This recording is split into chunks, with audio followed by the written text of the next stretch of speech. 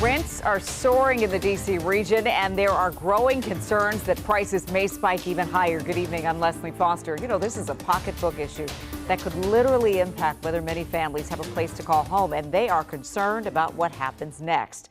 This conversation is happening in Montgomery County because prices might soar in that community in just a few days. John Henry is live with a look at what is going on. John?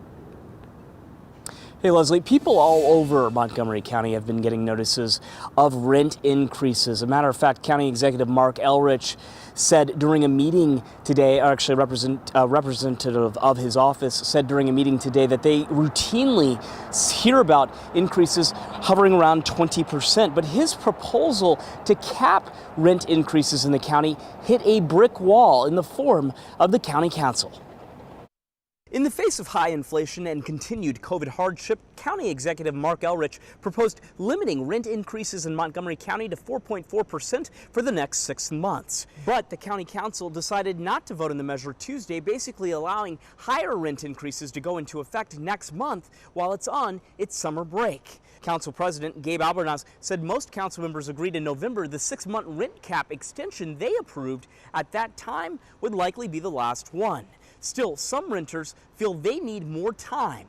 Rockville resident Laura Wallace testified Tuesday she recently received notice that rent for her townhouse would soon increase by 10%. We don't want to uproot our family. We really like our house.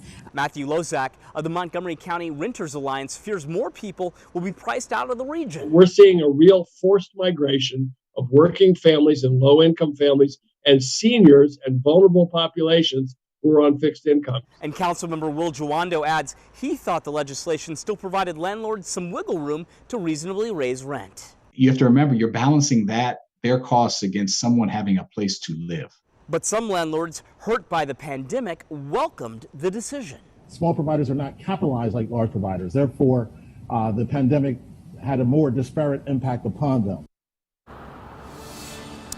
Now, the council reconvenes in September, and that's when the council president says they will likely further discuss some of those structural issues that lead to displacement in the county. Meanwhile, the Renters Alliance says it still wants to have the discussion about rent stabilization when council resumes. With the very latest from Bethesda, John Henry, WUSA 9. Yeah, this is a discussion in Montgomery County, but this is actually happening across our area, so other communities will be talking about it too. John, thank you.